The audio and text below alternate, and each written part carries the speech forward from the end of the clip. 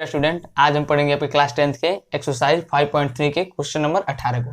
तो जो हमारा क्वेश्चन नंबर 18 है वो है केंद्र ए से प्रारंभ होते हुए बारी बारी से केंद्रों ए व बी को लेते हुए त्रिज्याओं 0.5 सेंटीमीटर, 1.0 सेंटीमीटर, फिर 1.5 सेंटीमीटर, फिर 2.0 सेंटीमीटर वाले उत्तरोत्तर अर्धवृत्तों को खींचकर एस्प्रिल बनाया गया है। यानी कि सारी त्रिज्याओं को लेकर एक एस्प्रिल बना के अर्धवृत्त बनाया गया है।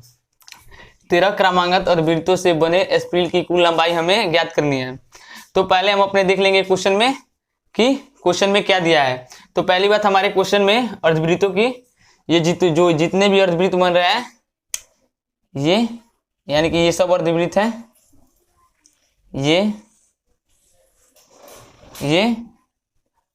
ये टोटल हमारे अर्धवृत्त है। तो इनकी त्रिज्याएं दी गई हैं और फिर हमारा कह रहा है कि वाले उत्तरोत्तर अर्धवृत्तों को खींचकर एक एस्प्रिल बनाया गया है। यानी कि एक स्प्रिंग बनाया गया है, ऐसे एक स्प्रिंग बनाया गया है। 13 क्रमांकित अर्धवृत्तों से बने एस्प्रिल की कुल लंबाई क्या होगी। जहां पे एस्प्रिल है उसमें L1, L2, L3, L4 जो है अर्धवृत्तों की लंबाई है। यानी कि ये एक अर्धवृत्त है, ये इसकी लंबाई यानी कि L3, इसकी L2, इसकी L1 और इसकी L4 है। ठीक है। और तथा ए बी ए उनकी त्रिज्याएं हैं।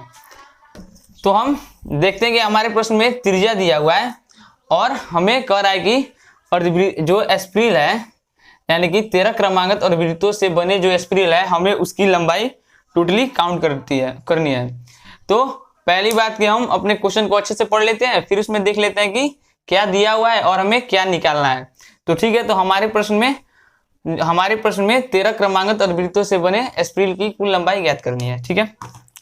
तो पहले हम लिख लेंगे दिया है, जो दिया है होता है पहले हम उसको लिख लेते हैं। तो हमारे प्रश्न में दिया हुआ है कि त्रिज्याओं, यानी कि जो अर्धवृत्त की त्रिज्याएं है वो 0.5, 1.0, 1.5, 2.0 सेंटीमीटर है।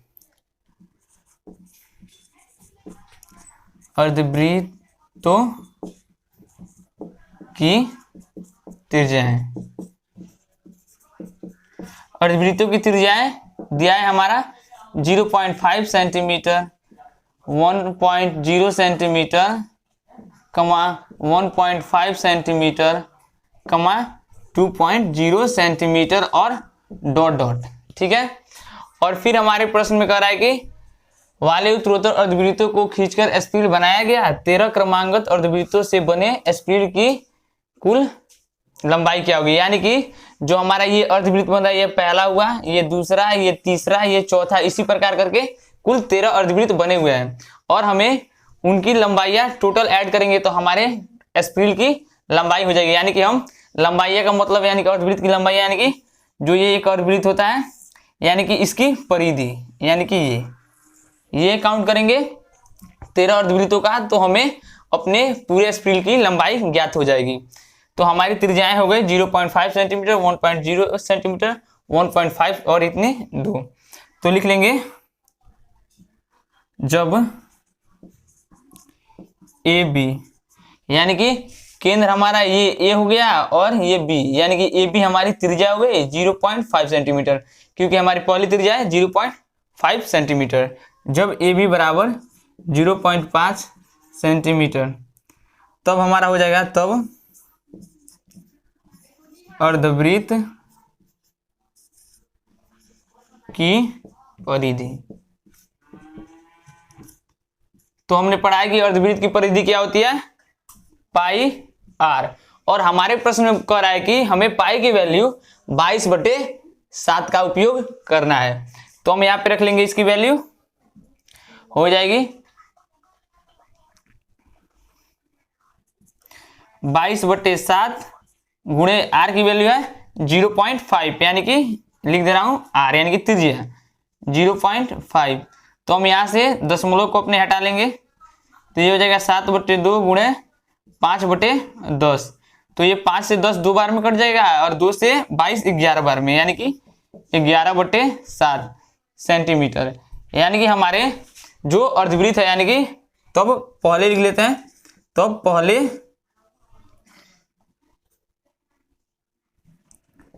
तब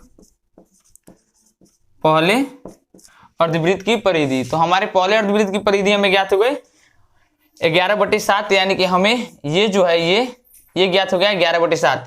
अब हम फिर इसे ज्ञात करेंगे, इतने को यहां तक ज्ञात करेंगे, जिसका केंद्र हमारा बी हो जाएगा और त्रिज्या यहाँ पे ए मान लेते हैं, यहाँ पे ए मान लेते हैं या सी मान लेते हैं, सी मान लेते हैं। तो हमारा ये हो गया त्रिज्या ए सी। तो लिख लेंगे कमा जब ए सी बराबर, जब ए सी नहीं बी सी होगा, जब बी सी बराबर 1.0 सेंटीमीटर, क्योंकि हमारा ये केंद्र हो जाएगा, यहाँ बी हमारा केंद्र हो जाएगा, इस अर्धवृत्त का ये केंद्र हो जाएगा और त्रिज्या हो जाएगा बी सी, या हम यहाँ पे ए भी लिख सकते थे। ठीक है, तो ये हमारा हो जाएगा। तब दूसरे अर्धवृत्त की परिधि, तब हमारे दूसरे अर्धवृत्त की परिधि हो जाएगी पाई आर, यानी कि 22/7, और त्रिज्या के जगह पे यानी कि ये हमारा हो गया आर गुणे 1.0 यानी कि 1। तो ये हमारा जाएगा 22/7 सेंटीमीटर। तो हमारी दूसरे जो अर्धवृत्त की जो हो गई परिधि वो हो गई 22/7 सेंटीमीटर। इसी प्रकार अब हम यहाँ से और यहाँ तक, यानी कि हमारा केंद्र ए हो जाएगा और हमारी त्रिज्या ए सी हो जाएगी। ठीक है, कमा जब ए सी इक्वल टू 1.5 सेंटीमीटर, यानी कि हमारे तीसरे अर्धवृत्त की त्रिज्या ए सी 1.5 सेंटीमीटर बराबर आर मान लेंगे। तो ये इसका हो जाएगा तब तीसरे अर्धवृत्त की परिधि। तो ये होता है पाई आर, यानी कि ये हो जाएगा 22/7 गुणे 1.5। तो हम यहाँ से पॉइंट को हटा देंगे तो बटे हमारा 10 आ जाएगा, और कटा लेंगे 5 से, तो 5 3 15 और 5 दूना 10, और इसको कटा लेंगे 22 को 2 से 11, यानी कि आ गया हमारा 33/7 सेंटीमीटर। यानी कि हमारे पहले अर्धवृत्त की परिधि आई 11/7, दूसरे की आई 22/7 और तीसरे की आ गई 33/7। या तो हम इसके आगे निकाल लें या यहीं पे छोड़ दें, हमारा काम पूरा हो जाएगा। अब हम देखते हैं कि इस प्रकार हमें एक क्या समांतर श्रेणी प्राप्त होती है, इस प्रकार या इसलिए प्राप्त एपी।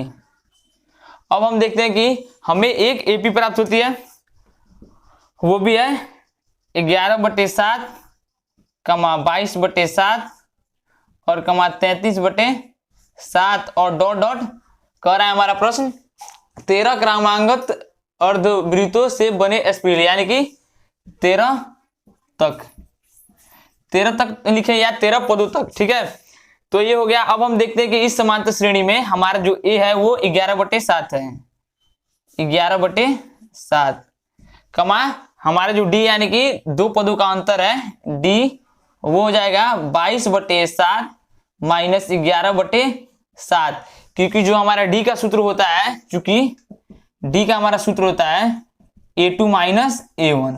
ठीक है, तो A2 माइनस A1 से करेंगे तो ये हमारा हो जाएगा भिन्न के घटाव के रूप का, और इसे हम ज्ञात कर लेंगे तो हमारा जाएगा 11/7, यानी कि हमारा जो 2 पदों का अंतर होगा बीच का वो आ गया 11/7। अब हमें 13 क्रमांगत अर्धवृत्तों से बने स्पिरिल की कुल लंबाइयां ज्ञात करनी है, यानी कि हमें S13 ज्ञात करना है, और हमारे पास n बराबर 13 है, कमा n बराबर 13 है। अब हमें इसकी जरूरत नहीं है, इसे मैं मिटा देता हूं।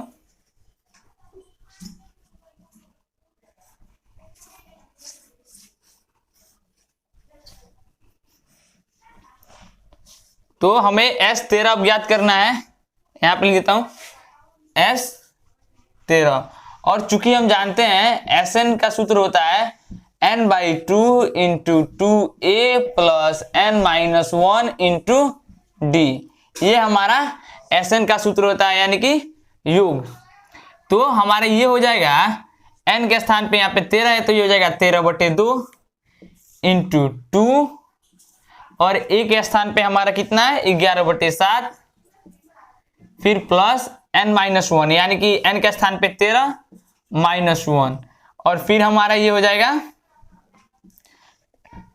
इसे हम मिटा देते हैं, फिर हमारा d हो जाएगा कितना, d निकाले 11/7, तो हमारा d हो गया 11/7। तो हम यहाँ पे देखते हैं कि इसे हम हल करेंगे तो ये 13/2 रह जाएगा, क्योंकि 2 से 13 कटेगा नहीं। ये हमारा हो जाएगा 22/7, और प्लस 13 में से 1 गया 12, और गुणे ये हो गया 11/7। अब हम देखते हैं कि ये हमारा इतना जोड़ के गुणा के रूप में है, तो ये जगह 13/2 इंटू 22/7 प्लस 12 में 11 से गुणा कर लेंगे, तो ये जाएगा 132/7। ठीक है। अब हम देखते हैं कि जो हमारा इतना है ये बीच वाला, ये भिन्न के जोड़ के जैसा है। मैं ये मिटा देता हूं, आप नोट कर लीजिएगा, ये हमारा भिन्न के जोड़ के जैसा है। ठीक है। तो अब हम इसका भिन्न का जोड़ कर लेते हैं, 7 का लसा 7 हो जाएगा, और जब हर बराबर होते हैं तो ऊपर के जितने भी पद होते हैं उन्हें हम जोड़ लेते हैं, यानी कि 22 और प्लस 132, तो ये हमारा हो जाएगा 13/2 गुणा, ब्रैकेट हटेगा तो गुणा, और जोड़ लेंगे, यानी कि ये हो गया 4×5=7 हो गया। अब हम देखते हैं कि 2 से 154 77 बार में कट जाएगा, और फिर ये हमारा 77 7 से 11 बार में कट जाएगा, और हमें 13 गुणे 11 आ जाएगा। तो 13 में 11 से हम गुणा करेंगे तो हमारे पास आएगा 143। ठीक है।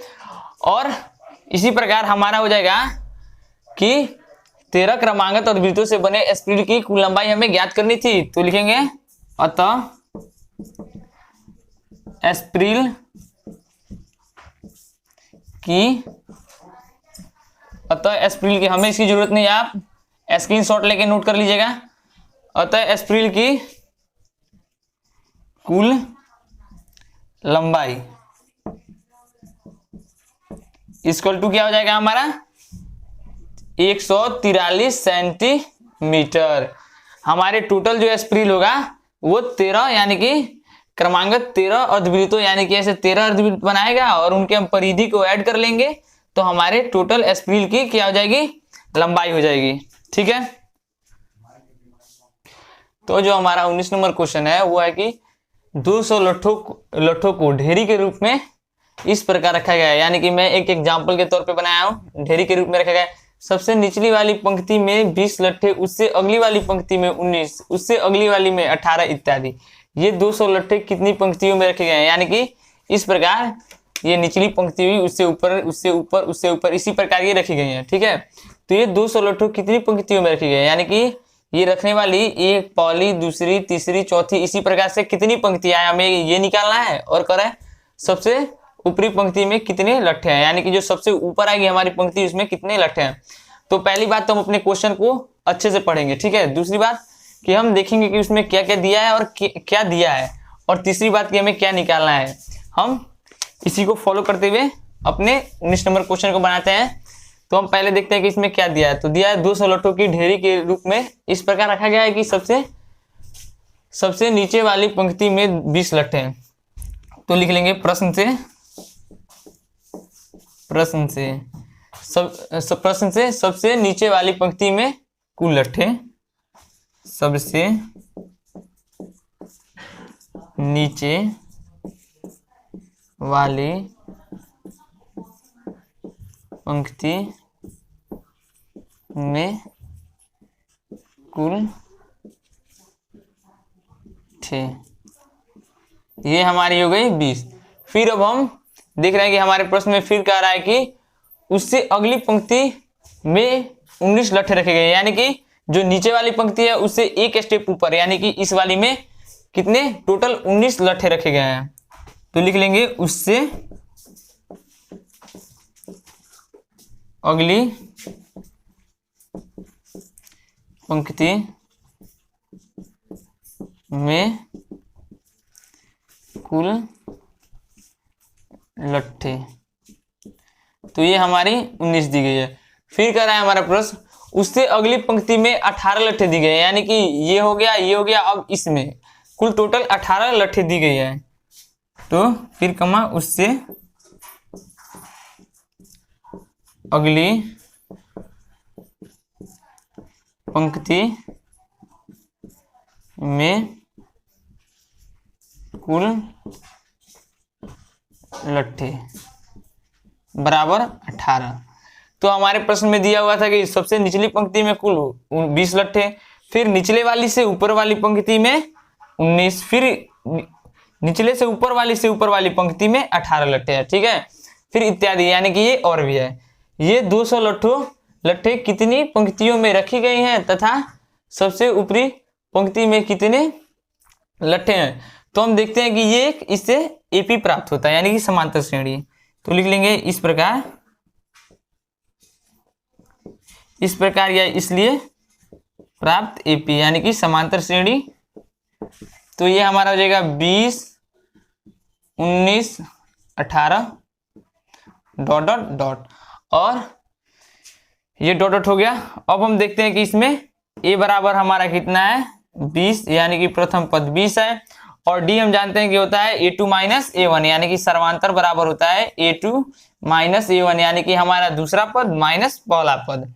तो ये हो जाएगा हमारा 19 माइनस 20, यानी कि -1 हो गया। और हमें n की संख्या नहीं मालूम है, हमें n की संख्या ज्ञात करनी है। और हमारे पास a इतना है, और हमारे पास d इतना है, और हमारे पास कुल लट्ठे यानी कि Sn इक्वल टू 200 है, ठीक है। तथा लिख देता हूं यहाँ पे, नहीं नीचे लिख देता हूं, तथा Sn इक्वल टू 200। तो अब हमारे पास Sn 200 है, तो अब हम Sn को ज्ञात करेंगे। जब इसकी हमें जरूरत नहीं है, समझने के लिए ये दिया हुआ था। तो ये हो गया, तो लिखेंगे चूंकि Sn बराबर 200, तो ये हो जाएगा Sn का सूत्र होता है n/2, यहां पे लिख देता हूं Sn इक्वल टू 200। तो ये होता है हमारा n/2 into 2a plus n-1 into d बराबर 200 हो गया। अब हम यहाँ पे क्या करेंगे, जो यहाँ पे हमारे वैल्यू दी गई है a की, d और Sn की वैल्यू दी गई है, उन्हें हम यहाँ पे रख देंगे। तो ये हमारा हो जाएगा n/2, यानी कि n की वैल्यू हमें नहीं दी गई है, हमें इसे ज्ञात करना है। तो इसे वैसे ही लिख देंगे 2a, यानी कि हमारे पास 2 की वैल्यू 20 है, और सॉरी a की वैल्यू 20 है, और हम उसमें 2 से गुणा कर देंगे, यानी कि 2 गुणे 20 प्लस, फिर हमारे पास d दी गई है। तो ये अगर है n-1, तो n की वैल्यू हमारे पास है ही नहीं, हमें इसे ज्ञात करना है, और d की वैल्यू -1 है, और बराबर ये कितने का है 200, यानी कि टोटल लट्ठे 200 है। तो अब हम यहां से ज्ञात कर लेंगे n की जो वैल्यू होगी। तो ये हो जाएगा n/2 इंटू 2 गुणे 20, यानी कि 40, n-1 यानी कि वैसे ही रह जाएगा, और इंटू -1 बराबर 200। अब हम क्या देखते हैं कि जो हमारे ये n है ये इधर भाग के रूप में है, और ये जब जाएगा बराबर के दाहिने तरफ तो ये गुणा के रूप में हो जाएगा। तो ये हो जाएगा n/n into 40 plus n-1 into -1 ये हो जाएगा 2 गुणे 200 यानी कि हो जाएगा हमारा 400। ये हमारा हो गया 400। अब हम देखते हैं कि -1 से n और -1 में गुणा कर लेंगे, ठीक है। तो ये हो जाएगा n × 40 प्लस -n हो जाएगा, प्लस n और -1 यानी गुणा होगा -n, और -1 और -1 गुणा होगा तो +1 इंटू हो जाएगा हम बराबर 400, ठीक है। तो अब हम इस n से इसमें गुणा करेंगे और हम देखते हैं कि ये 40 और 1 है, इसे हम जोड़ लेंगे, ठीक है। तो ये n इंटू 41 हो जाएगा और -n हो जाएगा और बराबर हमारा हो जाएगा 400, ठीक है। ये दोनों हमारे समान पद थे इसलिए हमने इन्हें जोड़ लिया। अब n से बारी बारी से इनमें गुणा कर देंगे तो ये हो जाएगा 41n - n स्क्वायर बराबर 400, ठीक है। अब हम इसे सजा लेंगे, ये हमारा किसका द्विघात समीकरण के रूप में हो जाएगा। तो ये -x है, दाहिने तरफ जाएगा तो +x हो जाएगा, x स्क्वायर, सॉरी x नहीं n है, तो ये हो जाएगा n स्क्वायर, फिर ये 41 प्लस में उधर जाएगा तो माइनस में हो जाएगा, तो -41n और ये प्लस 400 बराबर 0। अब हम देखते हैं कि ये हमारे द्विघात समीकरण के रूप में प्राप्त हो गया। अब हम इसे गुणनखंड विधि द्वारा बना लेंगे, ठीक है। तो अब हम इसे जब गुणनखंड विधि द्वारा बनाएंगे तो ये हो जाएगा x स्क्वायर, इसमें 400 में और x के हम जो गुणा के रूप में यानी कि 1 है उससे हम गुणा करेंगे तो हमारा आएगा 400, और फिर अब हम इस 41 को ऐसे तोड़ेंगे कि जोड़े या घटाए तो हमारा 41 -41 आ जाए और गुणा करें तो हमारे पास 400 आ जाए। तो हम इसे 25 - 25 और n - 16n + 400 बराबर 0 ये लिख सकते हैं, क्योंकि हम जब जोड़ेंगे -25 को और -16n को तो हमारा -41n आ जाएगा, और जब हम गुणा करेंगे इसमें इसका तो हमारे पास क्या आ जाएगा 400 आ जाएगा, ठीक है। तो अब हम इसे हल करेंगे। अब हम इन दोनों में देखते हैं कि हमें क्या कॉमन ले सकते हैं। तो इन दोनों में हम x को कॉमन ले सकते हैं, तो ये हो जाएगा x - 25, और इन दोनों में हम क्या 16 कॉमन ले सकते हैं, सॉरी ये x नहीं n है, बार बार भूल जा रहा हूं, ये n है, ठीक है। इन दोनों में हम -16 कॉमन लेंगे तो ये हो जाएगा n - 25 = 0, ठीक है। अब हमें इसकी जरूरत नहीं है इसलिए मैं इसे मिटा देता हूं।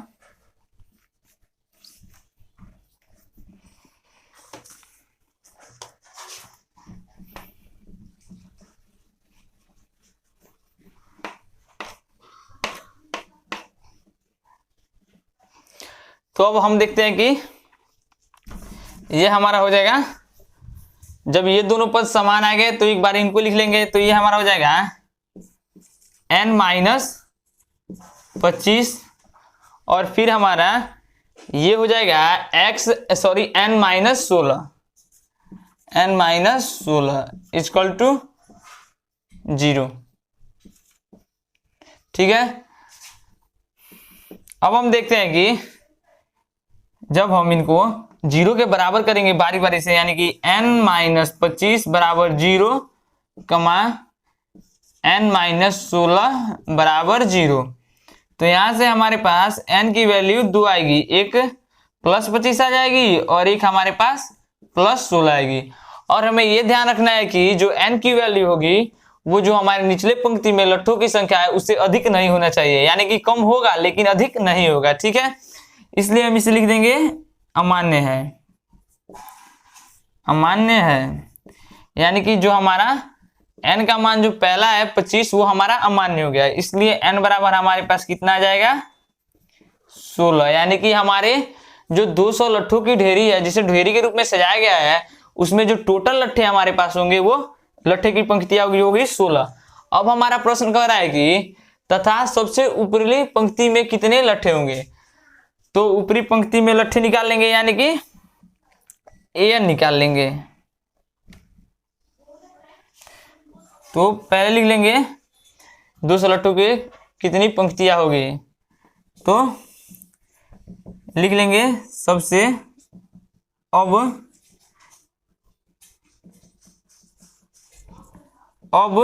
सबसे ऊपरी पंक्ति में लट्ठों की संख्या, सबसे ऊपरी पंक्ति में लट्ठों की संख्या यानी कि an निकालेंगे।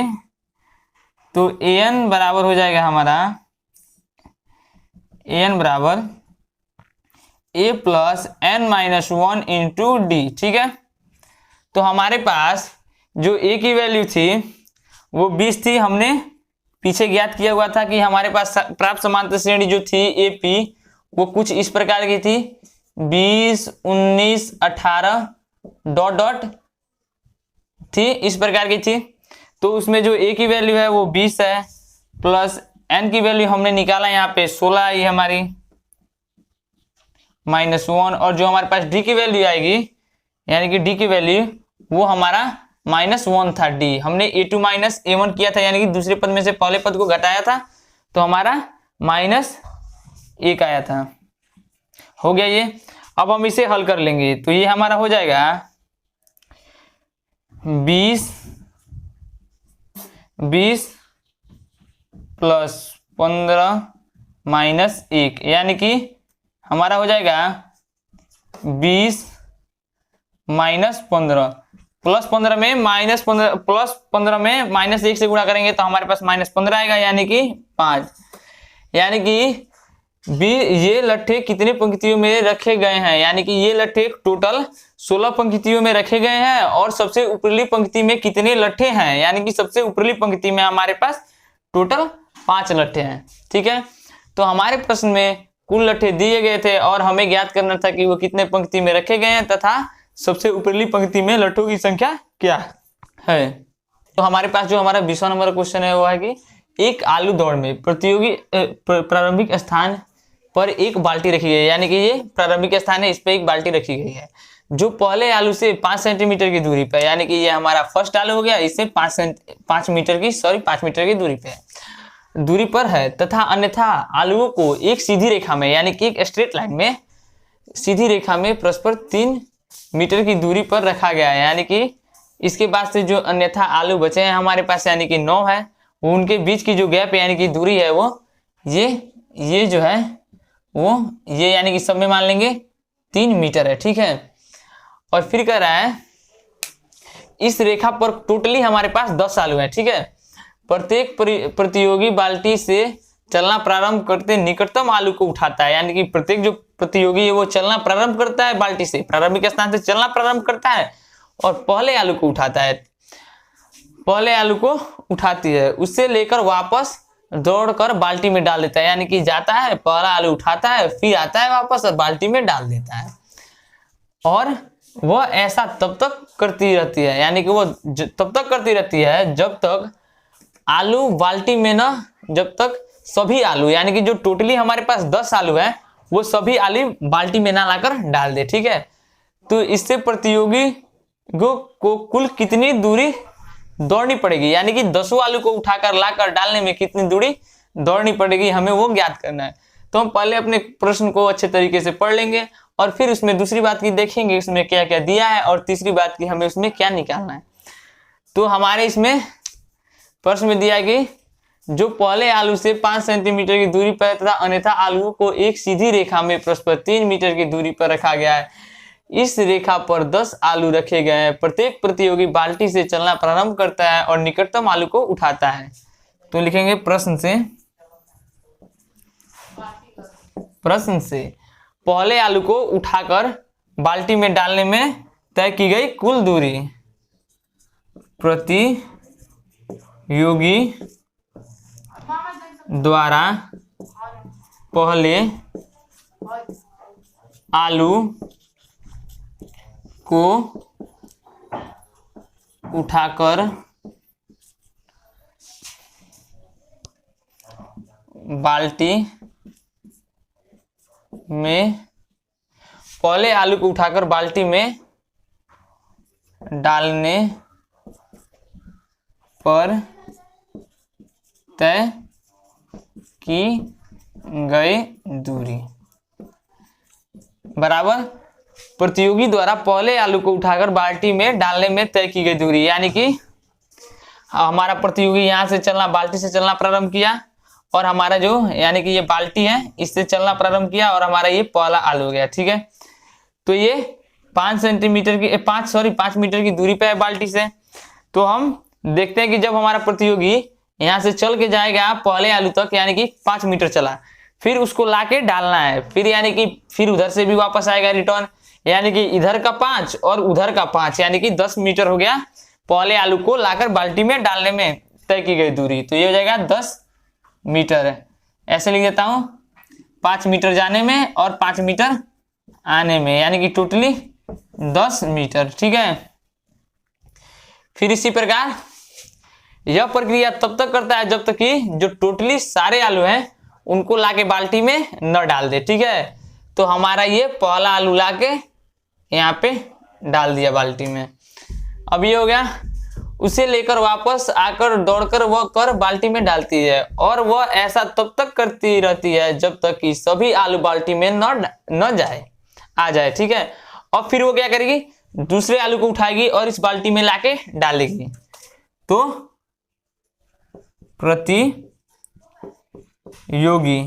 प्रतियोगी द्वारा दूसरे आलू को उठाकर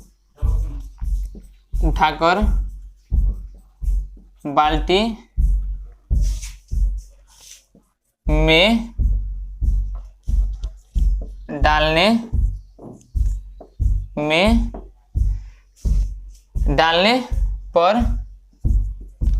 पर तय की गई दूरी,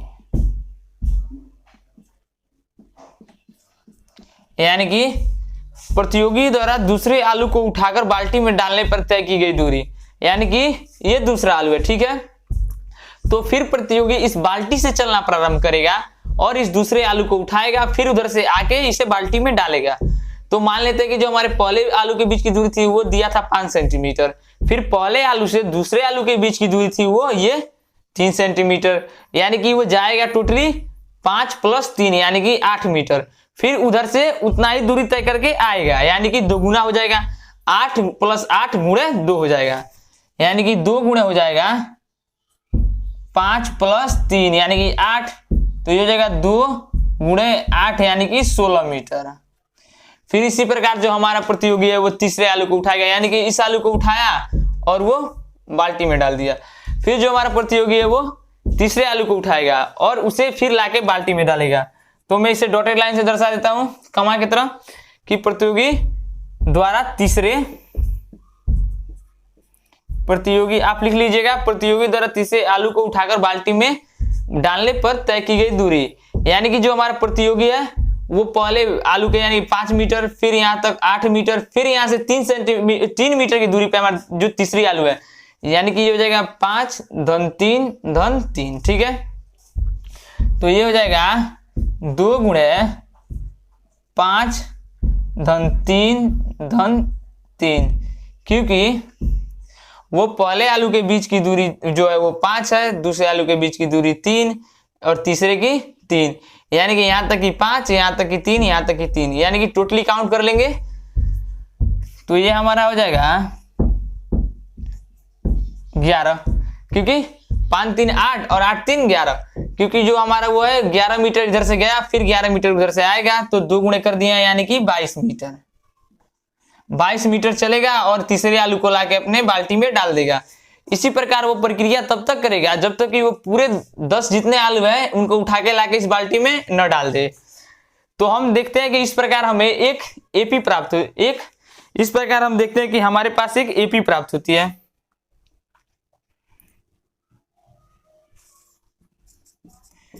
इस प्रकार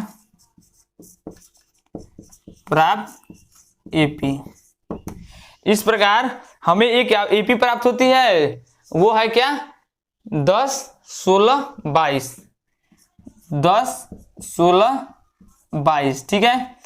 और ये टोटली 10 आलू तक यानी कि 10 पदों तक है, डॉट डॉट 10 तक या 10 पदों तक, ठीक है, तक, ठीक है, 10 तक या 10 पदों तक है।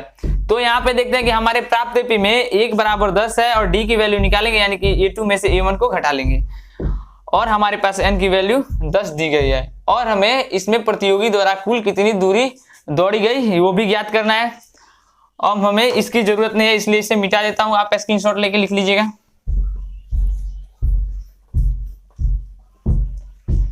तो अब हम देखते हैं कि एपी में हमें जो एपी है उसमें ए की वैल्यू हमारे पास 10 है, डी की वैल्यू A2 माइनस A1 यानी कि A2 का हमारा मान 16 है, A1 का मान 10 है यानी कि 16 माइनस 10 यानी कि ये आ गया 6। और हम देखते हैं कि हमें 10 आलू यानी कि टोटल 10 आलू को लाके डालना है यानी कि हमारे पास n जो n की वैल्यू है 10 है, ठीक है। और हमें प्रतियोगी द्वारा कुल कितनी दूरी दौड़नी पड़ेगी ये हमें ज्ञात करना है यानी कि हमें कुल टोटली Sn ज्ञात करना है। Sn यानी कि n के स्थान पे 10 हो जाएगा तो पहले लिख देता हूं, चूंकि Sn equal to n/2 into 2a plus n-1 into D, ये आपका फॉर्मूला होता है और इसलिए हमें S10 ज्ञात करना है यानी कि 10/2 इंटू 2, a की वैल्यू हमारे पास 10 है,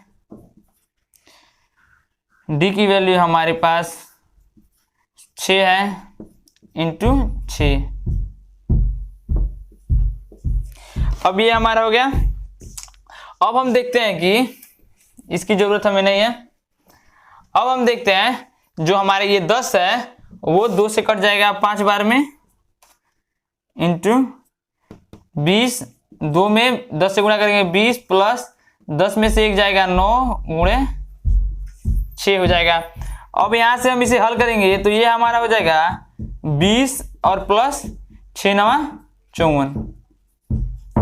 अब हम क्या करेंगे, इसे ऐड करके इसमें गुणा कर देंगे। तो जब हम इसे ऐड करेंगे तो ये हमारा हो जाएगा 5 गुणे 54 में 20 ऐड करेंगे तो 74। अब हम 74 में 5 से गुणा कर देंगे तो 5 चौके 20, 2 हासिल और 35 में 2 37। तो यानी कि हमारा जो Sn आया S10 वो आ गया 370, ठीक है। और तब लिखेंगे अतः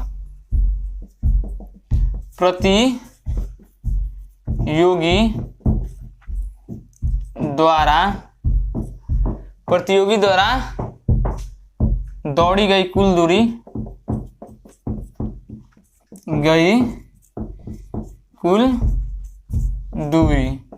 यानी कि किसी एक प्रतियोगी द्वारा दौड़ी गई टोटली दूरी यानी कि 10 आलू को लाके डालने में वो प्रतियोगी द्वारा दौड़ी गई 370 मीटर। तो हमारे प्रश्न में जो कह रहा था कि इसमें प्रतियोगी द्वारा कुल कितनी दूरी दौड़ी गई वो हमारा हो जाएगा टोटली 370 मीटर। तो हमारा प्रश्न था कि उसमें दिया था कि हमारे पहले आलू की दूरी 5 और उसके बाद से जो जितने भी आलू हैं उनकी 3-3 मीटर दूरी थी। तो इस प्रकार हमने जो प्रश्न में दिया हुआ था वो लिखे और उससे हमें एक समांतर श्रेणी प्राप्त हुई। उससे हमने ए, डी और एन निकाला और उसके बाद से हमने Sn निकाला और फिर जो हमारी टोटली जो मान आई वो प्रतियोगी द्वारा दौड़ी गई कुल दूरी की मान आई। तो चलिए आज की वीडियो में बस इतना ही। अब हम अपने अगले एक्सरसाइज के क्वेश्चन को अपने नेक्स्ट वीडियो में देखेंगे।